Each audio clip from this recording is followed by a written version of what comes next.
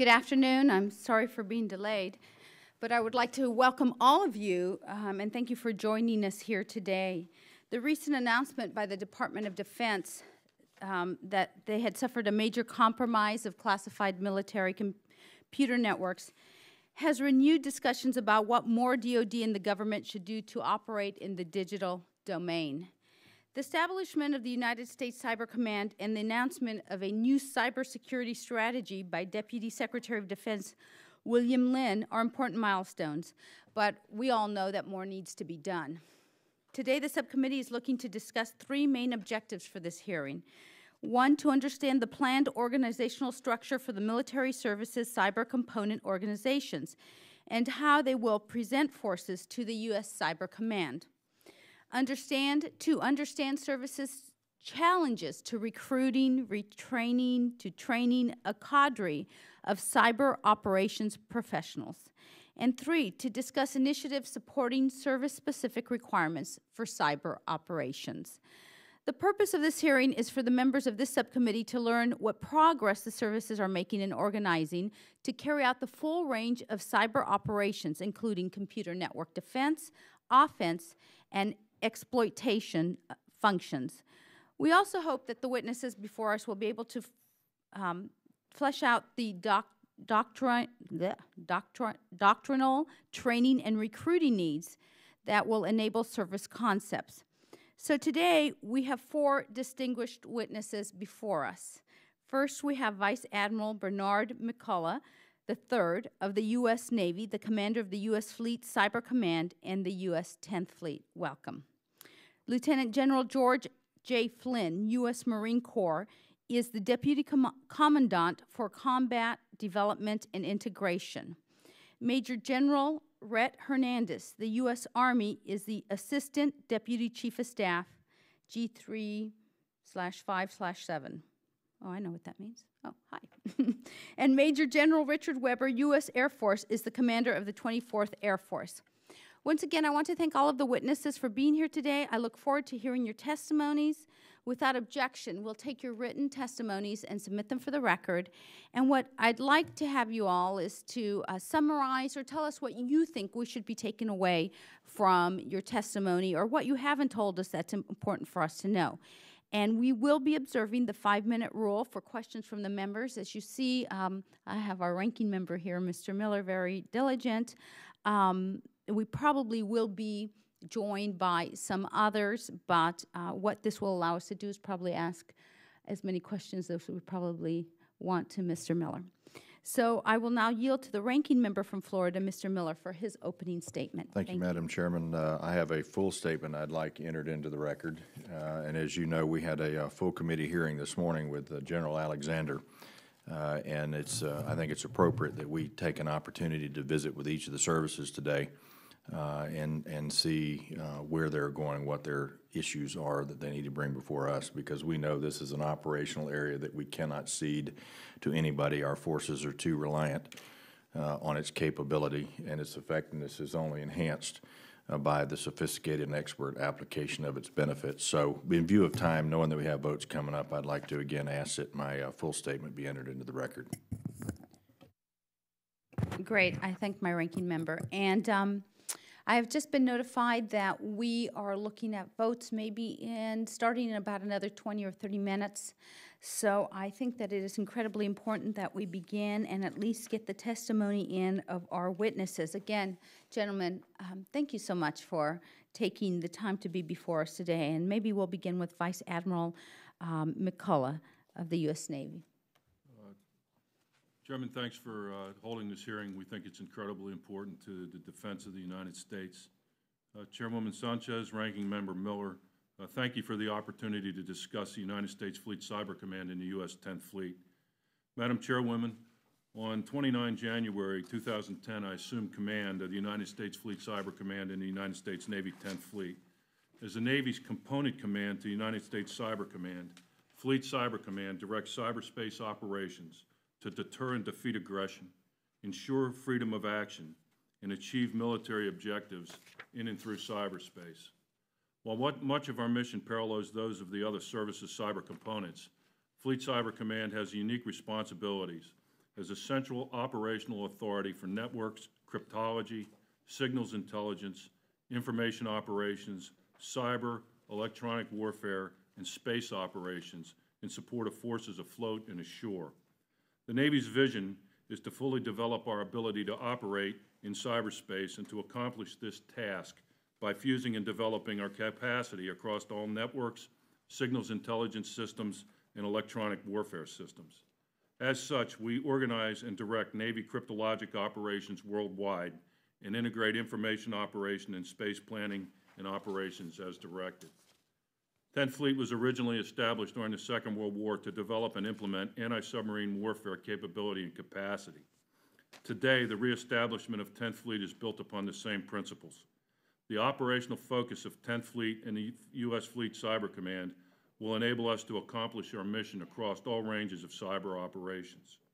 To succeed, we must be able to operate freely across the electronic spectrum while facing threats that range from the mundane, such as atmospheric interference, to highly advanced threats, such as network intrusion and malicious attack. It is Fleet Cyber Command's responsibility to analyze this advanced threat and develop the tactics, techniques, and procedures necessary to defend our network and be ready to take whatever steps are necessary to freely operate across all domains. As Fleet Cyber Command continues to mature, we are finding ways to capitalize on the expertise of our sister services, working together to identify threats and establish a unified response. Operationally, we are moving out. Since our stand-up in January, we have partnered with U.S. Cybercom service components that are with me here today, as well as the U.S. Coast Guard in support of United States Pacific Command and Pacific Fleet exercises. We are reviewing our network operations to enhance shared situational awareness and the inherent security that comes from cooperative oversight. We have also partnered with industry, academia, and federally funded research and development centers during these exercises and routinely to take advantage of their knowledge and capability. The commercial sector drives this domain, and we must leverage their capacity and investment. None of our efforts will provide mission accomplishment without effective recruiting and training of sailors who are technologically savvy and able to apply their skills to the defense of the fleet's networks. I have visited all but one of my subordinate operational commands, and I can assure the subcommittee that the Navy has an outstanding force of sailors ready to support the nation across the entire range of cyber operations. We have initiatives to create new officer specialties, including cyber warfare engineers and cyber warrant officers. The establishment of a training program at the United States Naval Academy will create new opportunities to train officers dedicated to cyber operations. With any new operational area or domain, there is always room for tremendous growth. Every day I am amazed at the ability of our sailors to think beyond the traditional operational areas and to apply their expertise to the cyber realm. It is in that environment that we will cultivate and use to help recruit future experts. There is no way the Department of Defense can compete with industry in the area of monetary compensation, salary if you will, but we can provide our people with expanded opportunities for education, training, and help them build experience as leaders that cannot be matched elsewhere. My staff and command headquarters at Fort Meade is growing in strength and capacity each month. We currently operate with a headquarters staff of 130 that will grow to approximately 200 personnel over the next year, ensuring that we have the expertise needed to successfully operationalize cyber. I thank you for this opportunity to discuss U.S. Fleet Cyber Command and the 10th Fleet, and appreciate your support of our Navy and the Department of Defense. I look forward to answering your questions. Thank you, Admiral. We'll talk now we'll hear from Lieutenant General George Flynn, U.S. Marine Corps. Please. Chairwoman Sanchez, Representative Miller, and distinguished members of the subcommittee, thank you for the opportunity to be here today. Let me begin by saying thanks for all you and all the other members of the House Armed Services Committee do to support our servicemen and women, their families, and especially our Marines. Cyberspace is clearly a new domain, and because it is man-made, it is something we learn more about each day. It is many things to many people. In my view, it is like terrain. It must be defended, and we must use it to gain advantage. Just like the other traditional domains, our goal in developing our cyber capability is to create the means to maintain our freedom of action, not only in cyber, but in the other domains as well. Our focus initially has been in 3 areas: to improve our ability to defend our networks, to create a small component command staff to support not only the efforts of U.S. Cyber Command, but also to develop the capabilities needed to be inherent in our service force structure, and also to create the operators needed to support U.S. Cybercom efforts. Accordingly, we are taking a deliberate and joint approach to our cyber requirements, and we are using some of the past lessons to inform our requirement efforts in developing our organizational, equipment, and training requirements. We are seeking to find the right balance of efficiency and effectiveness in meeting both the U.S. Cyber Command requirements and our service requirements. This is why we were joined at the hip with U.S. Cyber Command to build the necessary mission capabilities, and we will adjust our approach as we learn more about the challenges and opportunities that are assuredly ahead. I have prepared a written statement. I would request that it be part of the record, and I'm looking forward to answering your questions. Perfect. Thank you so much, General. Now we'll ask Major General Hernandez of the U.S. Army for his 5 minutes or less. Chairwoman Sanchez, Congressman Miller, and members of the subcommittee, thank you for your ongoing support of our military and for the opportunity to appear before this panel with my counterparts from other military services today. The Army established Army Forces Cyber Command as our service component to United States Cyber Command. Our mission is to plan, synchronize, direct, and conduct network operations in defense of all Army networks and mission objectives. We stand ready when directed to conduct those cyberspace operations necessary to ensure U.S. and allied freedom of action in cyberspace. We are organizing, training, and equipping Army forces to support Cyber Command's lines of operation.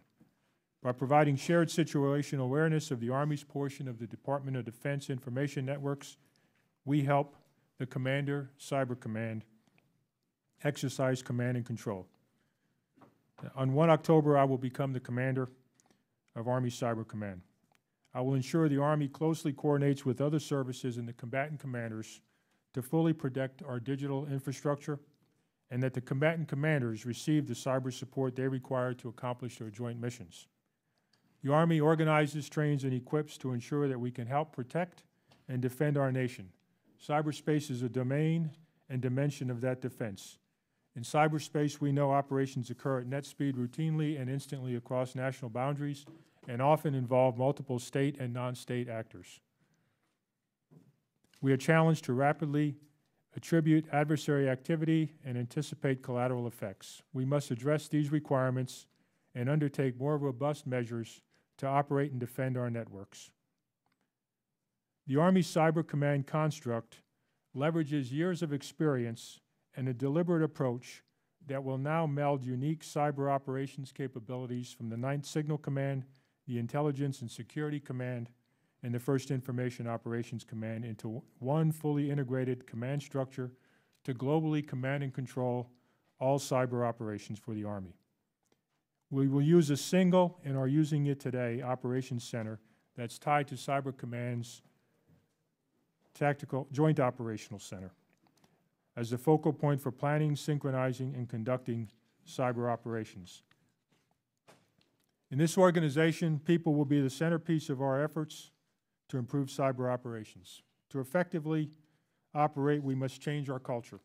The first line of defense in cyberspace is the user, and every individual must understand that cyberspace is a contested environment that we must protect. The second line of defense is our core cyber professionals who defend our networks and ensure operations. We'll win in cyberspace with the best trained and most professional personnel. To that end, we must increase our capacity to grow cyber professionals, and resources are necessary to train the cyber workforce required for this ever-changing environment.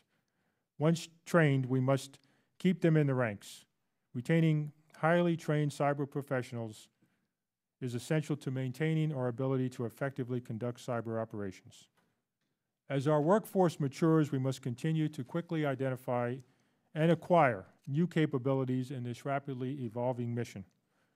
The Army has multiple initiatives underway to improve our global network operations and defense, as well as expand our cyber capabilities. An Army Cyber Command will drive these efforts. Chairwoman Sanchez and other members of the subcommittee, as I assume command, I pledge my support to you and to our nation, and I look forward to our continued relationship. Your Army stands ready to defend and protect our digital infrastructure. I appreciate the opportunity to speak on these important matters and look forward to addressing any questions. Thank you. Thank you very much. And next we have Major General Richard Weber, U.S. Air Force. Hello, General. I would like to thank Chairwoman Sanchez, Ranking Member Miller, and the other distinguished members of the subcommittee for the opportunity to appear before you and represent the dedicated and exceptional men and women of 24th Air Force. As our Secretary of the Air Force and Chief of Staff of the Air Force stated, our goal is to protect our mission-critical infrastructure, improve our capabilities, and develop greater cyber expertise and awareness to complement the entire Department of Defense cyberspace effort. 24th Air Force just celebrated its one-year anniversary, and I would like to take this opportunity to highlight some of the command's recent accomplishments. On September 11th, 2010, the Air Force Space Command Inspector General conducted an assessment and declared 24th Air Force ready for the full operational capability. And as soon as we anticipate declaring 24th Air Force fully operational. There are numerous ways 24th Air Force has made progress towards achieving this major full operational capability milestone. I would like to touch on 4 significant examples.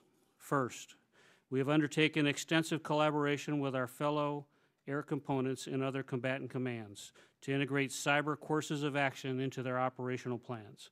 This is a distinct transition from our legacy approach, in which cyber was relegated to a support role focused on ensuring the network rather than assuring the mission. Second, we have made strides in obtaining dedicated intelligence resources to support our operations.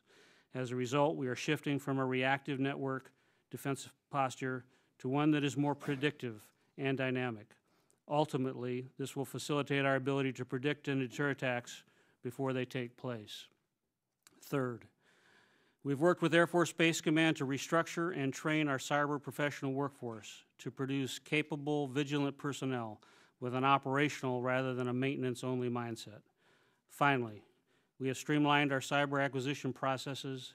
This gives our airmen the tools they need when they need them to rapidly deliver capabilities for operations in an increasingly dynamic and contested domain. Let me summarize by saying that the Air Force is committed to producing professional cyber warriors dedicated to assuring the joint mission and preserving our freedom of action in cyberspace. Because operating in cyberspace is a team sport, the men and women of 24th Air Force, are proud to work alongside our teammates in U.S. Cybercom and our sister services. I would like to thank the subcommittee for your continued support as we endeavor to meet the challenges of defending cyberspace for the joint warfighter. I look forward to your questions.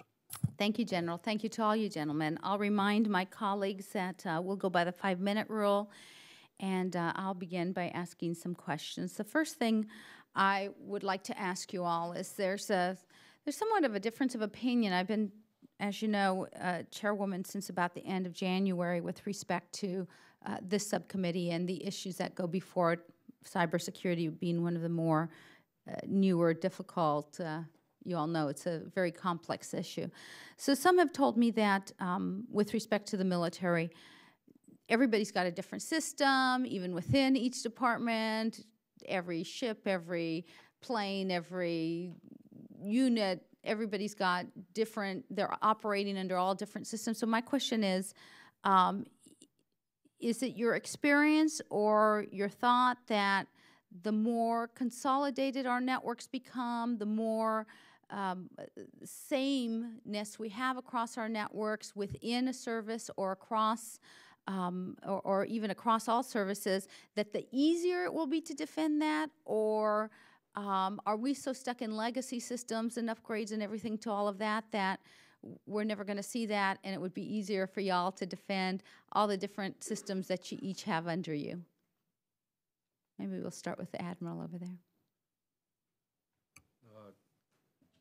Chairwoman, as you suggest, as we built the network inside the military, we all sort of built it in our own way. The Navy, for instance, has 3 different systems. We have the Navy Marine Corps Internet that's transitioning to Next Generation Enterprise Network for CONUS in Alaska, Hawaii, part of our organization. OCONUS, we have something called OneNet, and then on ships we have something called IT-21. So we've got 3 networks inside what I'll call our service enterprise network. And it's by nature of the way the system was developed. I think it's beneficial, and as General Alexander explained earlier this morning, about moving to a different type of network. And he called it computing on the edge or cloud computing. And I think it's advantageous as we move forward that we do it as a united joint, in a united joint manner. I also think it's imperative as we develop dynamic situational awareness of the networks that all the services do it in a manner that's interoperable, compatible, and takes advantage of what U.S. Cybercom does under Stratcom to develop that situational awareness, so we don't go on a divergent path. I think if we gain that ability and capability, that the network will be much easier to defend and maintain. Anybody have a differing approach or something y'all want to add? And this is my concern. My concern is, of course, that we not only have to worry about what's inside the services network or networks, but we also have to worry about the fact that we interact with outside networks. Let's just say contractors who are providing for us. And that the more we're one joint, the more openings there are if we're all looking at, if we're working with contractors and others. And of course, it seems to me in talking to everybody that is one of the easiest ways to break into a system is the weakest link, which is individuals sometimes inside the military, but of course, we're exponentially creating even larger avenues into our networks. Do y'all have a concern about that, or do you think just concentrating, if we really had one network that worked across everything, that concentrating all our efforts just to protect one thing would be easier than walling off into different sections everything that we do? Yes, General. If I could add, our legacy within the Air Force was essentially a separate network for each of our major commands. So Air Combat Command, Space Command, Air Mobility Command, they each had their own approach. And each of those systems were made up of a collection of hardware and software, each with their strengths and their weaknesses. But in this arena, you're only as strong as your weakest link. And so what we are doing is we are migrating over several years to a single, more homogeneous Air Force network that will be much better designed in terms of giving us situational awareness, as well as allowing us efficiencies to operate. Because when your system's not working and you pick up the phone, you want to call a help desk that knows how your system operates. Now, once you've done that, then you need to consider how you defend things in depth. If you try to defend everywhere, in essence, you defend nowhere. And so what we're asking our warfighters to do is identify to us what are those crown jewels, those mission-critical things that you must have to do your mission. For example, air mobility. You must have this op center, these key links, this hardware, this software, this data in motion, this data at rest. And then we are going to design a defense in depth for those crown jewels. Let me ask one more question, then I'll let my colleague, Mr. Miller, ask some questions. As you're moving and evolving towards this larger network, do you feel that you have the right acquisition process that allows you to meet those needs? And I'll give you an example. When on another committee, when we were looking at a particular project, it was a very big project, we did not have the right acquisitions people within a particular department. So what happened was that the contractor was allowed to almost act as the contract officer within the department, because you know, information and this technical skill sometimes can be easier found outside than brought in-house. So do you feel that you, and we know it from engineers and STEM and everything, but there's also the acquisition process, which sometimes has some of those people, but a lot of times doesn't have somebody so well versed in what we're actually looking to acquire. So my question to you is, do you have the ability to build an acquisition process, or do you have it in place that will allow us to know what we're asking for and really get the best systems that we need as we evolve to the future? Anybody? Yes. General. I can tell you the three-step approach that that my boss for the organized, train, and equip side of the business, General Kaler at Air Force Space Command, has put in place. And I think it gets at all the challenges of this domain. And if you would envision a pyramid, and at the tip of the pyramid are those things that you literally need in hours or days. That is done for us by our 688th Information Operations Wing. And if you see a piece of malware and you need a response to it now, these are the professionals that take care of that for us. The second stage are things you would need in the 12, 18, 24-month time frame. And in that arena, we're looking towards things like a cyber safari, which is a version of Big Safari, or even to a certain extent, the Air Force 10-CAT program is skilled at matching these kind of rapid acquisitions. And then the foundation of the pyramid is the classic acquisition where you have your PEO and you go to your product center. Although in that arena, because this domain changes so rapidly, you need to spiral develop. You need to consider block updates, and you need to make sure that you can spiral in new technologies as well as be able to spiral the requirements as the threat changes. Thank you, General. Mr. Miller. Reading an article from Undersecretary Lynn in a recent Foreign Affairs magazine, he identified ways to effectively defend the networks from attacks and exploitation. And what I want to know is, yes, as we continue to defend, are we combining offensive actions with our current defensive actions? And can you talk about it in this setting?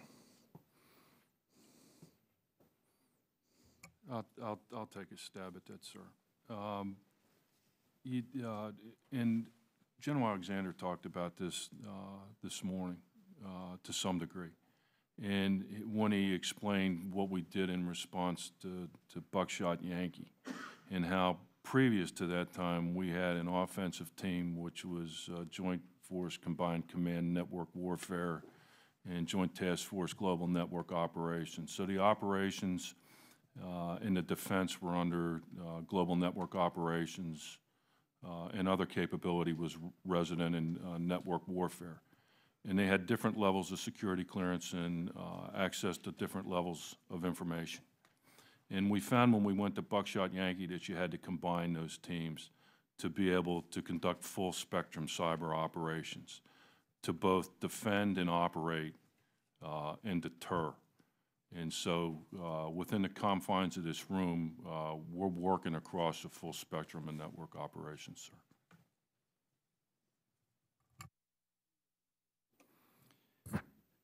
We've got some budget constraints upon us, and I think the chairman and I both want to make sure that we're efficiently spending all the funds that you have at your disposal. The question would be, if we need to cut any programs or any initiatives, have you identified those that we can afford to cut? So you're talking in the area of cyber, or so that's real difficult to answer right now because we're in the middle of standing up what we're doing right now. And right now we're not looking at cutting what we're doing in cyber, because this really has become something new that we're doing. We're increasing our defensive capabilities because we are more reliant on the net than we ever were. And in addition to that, we need to increase the number of people that we have assigned to work at U.S. Cyber Command on network operations. So the question, I think, is not so much what you would cut within Cyber Command. It'd be more recognizing this as something new that's happening out there is what is old that would be the trade-off. And, for example, what we're doing in our service in the Marine Corps right now, we're conducting a force structure review group. It's to take a look at what structure you're going to need in the future. And this, I think, cyber would be one of those fact-of-life changes that is new. So what, because this is new, and what is legacy then could go away. And that's a detailed process that what we're doing. But in cyber, if you, off the top of my head, what would you do in a fiscally informed environment? I think right now this is where the growth is, because this is something new, and it's something that changes every day. So I don't have one off the top of my head to offer on that, sir. I've got 4 more questions that I just want to submit for the record since we've got a vote. Certainly. We just had a vote called. We probably have about 10 minutes before we have to stop. I'd like to give the opportunity to Mr. Langevin to ask his questions for 5 minutes or less. Gentleman from Rhode Island. Thank the chair. Gentlemen, thank you for being here, for the outstanding work that you're doing, and really talking about a critical issue, I think, that in many ways has been, in many ways still is overlooked, an overlooked element of our national defense. Obviously, cybersecurity is going to become a growing and more complex challenge as time goes on, and we are never going to be able to get to the point where we are fully secure, because it's such a moving target. So we all have our work cut out for us, and I thank you for the outstanding work you're doing. Having chaired the subcommittee that oversaw our federal cybersecurity efforts, this is certainly along both a professional and personal interest of mine. And securing our critical data and information infrastructure is an immensely challenging and complex task, one which the Department of Defense has really confronted head-on. And DoD obviously is viewed as a standard bearer, not just for its technical abilities, but also due to a keen appreciation of the seriousness of the threat that faces our nation. For me, this is our cyber challenges, our cyber vulnerabilities are the kind of things that certainly keep me up at night. However, there's obviously still room for improvement, despite the advances that we've made and the steps we've taken, especially at the individual service level. Now, earlier this morning, General Alexander touched on one of the important issues, and that's the protection of our physical critical infrastructure. My question for you all is, many military bases are reliant on outside, privately controlled power plants or water systems. Recently, the recent public attacks, such as the Stuxnet worm, have demonstrated growing interest in targeting industrial control devices such as SCADA systems. So my question is, how are your individual services working to address these types of threats? And have there been any damage assessments performed on cyber, including control system vulnerabilities to individual bases?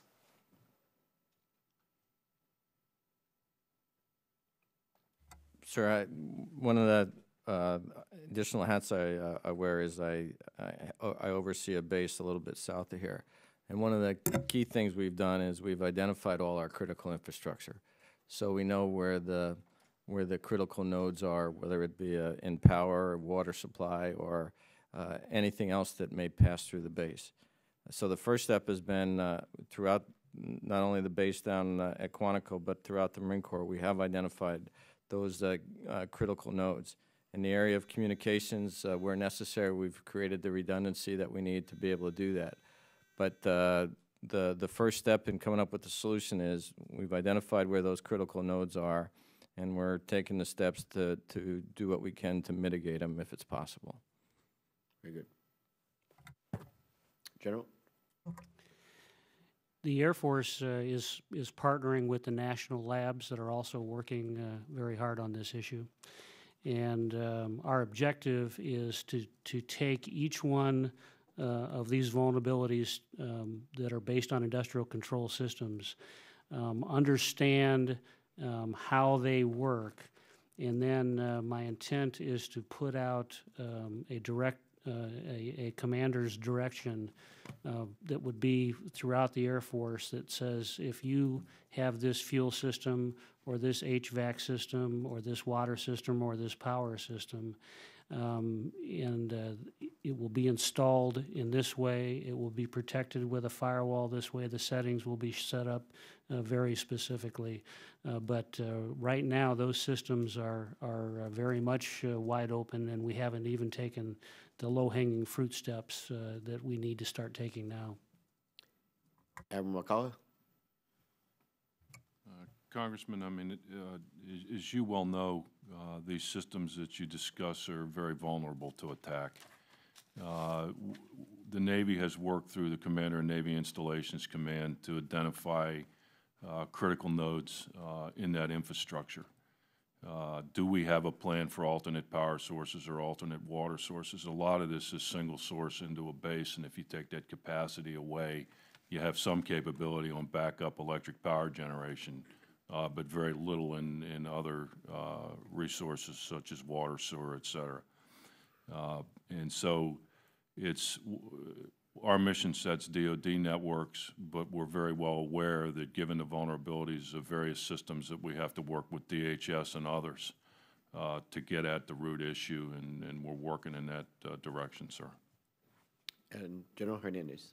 And Congressman, that's a great question. I am not aware of the level of detail that the Army has gone into identifying critical infrastructure and vulnerabilities. I will gladly take that as part of my assessment and take it as a statement and question for the record and come back to you as soon as I've completed that. I hope we can pay particular attention to all of this.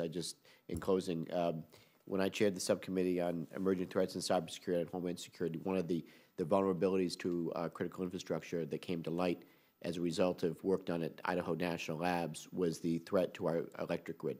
And again, so many of our bases are dependent on local power systems, maybe off base. And if they're not secure, then clearly our bases are not going to be secure. Idaho National Labs, through this Aurora test, was able to actually blow up cause a generator through a skater attack to blow up and take the generator out. These things aren't just sitting on a shelf somewhere where you can just plug them in. They're going to take months to build, ship, and install. Again, I hope we can redouble our efforts to pay attention to our vulnerabilities, particularly in that area and other areas of critical infrastructure, especially as it affects our bases. Thank you. I thank the gentleman from Rhode Island. We have 6 votes on the floor, and so we will have to wrap up this hearing, unfortunately. And I say that because I know how much you all prepared to be before us today. And I'm sorry that it's, crazy season in the Congress and that we have floor votes. But I would like to ask a question before we close, and I have a feeling that many of the members will submit for the record some questions, and we would love to have you answer those for us. I recently had Dr. Regina Dugan out, the director of DARPA, out in my district, and we went to schools to talk to young people about how important and to motivate them to be in the science, technology, engineering, mathematics arena, because as we know, that really is the future for a lot of what we're talking about.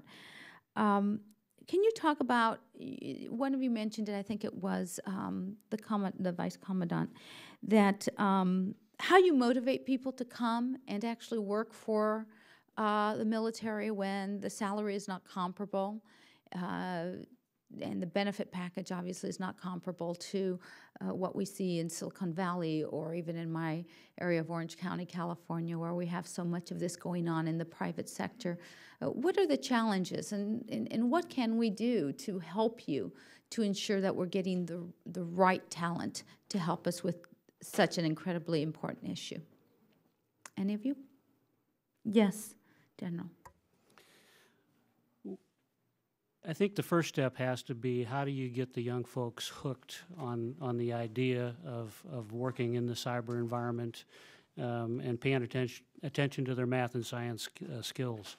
One thing that I would commend to you, and I've already commended to my fellow component commanders, is an Air Force Association program called Cyber Patriot.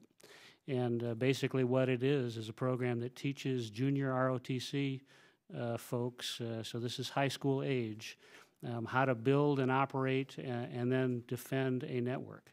And then they compete in a nationwide shootout in terms of how well did they build their network, how well did they operate it, and then how well did they defend it.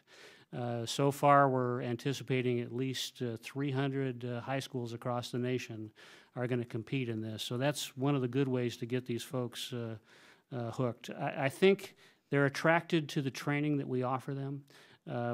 For each of us, these are going to be high-skilled jobs. It's going to take probably a minimum of 24 months of training, and we're all looking for ways that we can keep them at least back-to-back assignments in the mission area. But then, should they decide that they want to leave the Air Force and perhaps work for a contractor or another government agency, I think that's where the total force comes in, and I think we collectively need to place our guard units and our reserve units in the right locations, and we in the Air Force have done that, where they can just take off that suit maybe once a month and walk across the street and do these exciting missions in cyber that they have been trained in. Great. Anybody else? Madam. One of the key parts here is we're also going to take a total force look, and the challenge is not only getting the active duty, but as General Weber said, also the reserve. So the total force does have a piece to play here, and it's something that we can take a look at as we right now try to define what an operational reserve is, and this is one area to take a look at. And we also have to also attract the professional civilian workforce as well. The other part I would say is we have to take a look at some of our personnel practices within the services. A lot of what we do, we've never did it for money anyway, so there's a motivation that comes to cause a young man or woman to join any of the armed forces. So we have to continue to capitalize on that. But one thing that we have to take a look at is once you get somebody schooled in this area and they become an effective operator, they need to stay in it. And so we're going to have to take a look at career progression that is it going to be acceptable to somebody not to have to do out of occupational specialty assignment to get promoted. This may be the case where once you're in cyber, you never leave cyber, something like we do with some of our special operations units. And then the other part is the training investment. We're going to have to take a look at maybe the length of our enlistment contracts. If it takes you 2 years to get somebody to be a skilled operator, then in most cases you only have 2 years left on active duty. So we have to take a look at that, and then I think what would be the appropriate incentive package. And in some cases, just like we see with young Marines now returning again and again to Afghanistan, sometimes it's just the opportunity to do what you like doing and being part of something that's bigger than yourself. Thank you. If I could pile on. Yes, Admiral. Pile on. Go ahead. Okay. I think you can recruit the young men and women based on their excitement about the opportunities that are given, the educational opportunities that are given in this field, the opportunities to have a broad scope of responsibility that you don't necessarily get in the commercial sector. And once we educate them, in the Navy, ours are 6-year contracts for these folks. Once you educate them, you've got to get them out into the field to practice this art, and then I think you have them. But we do understand monetary compensation and what the limits that we have in that area. In the Navy, we provide selective re-enlistment bonuses for our cryptology technicians that do most of this work for us, up to $75,000 for a 6-year re-enlistment. We also have broader educational opportunities for these folks. And so I think with satisfaction of mission and excitement about the opportunity they have, that you can generate a stable workforce in the military for this. Now, the problem is how much does the general population bear in this type of folk? And we're all, the 4 services are competing with the industry, with academia, and other federal agencies. And so does the nation, as you suggest, have the right capacity to support what we're doing in this area? Thank you. Thank you. General. Chairwoman, my piling on would be that in my testimony, and I firmly believe that the centerpiece and the center of gravity to our ability to operate in cyberspace is ensuring we can grow, retain, and train the right personnel. So I sign up for everything that everyone has said. The only piece I would add to this that I think is it's going to take even more than that, and we're going to have to use our imagination to think about what other things might we be able to do or need to do. And I would re-echo the Air Force comments that we need to do it earlier and do it with more scholarships earlier in the school program to identify that special talent that is critical in this field. Great. Thank you, gentlemen, for your testimony. Again, I'm sure that some of the other members and I also will be submitting for the record some more questions for you. I know your time is valuable. As soon as you can get those answers back to us would be great. And with that, I believe that the committee is adjourned. Thank you.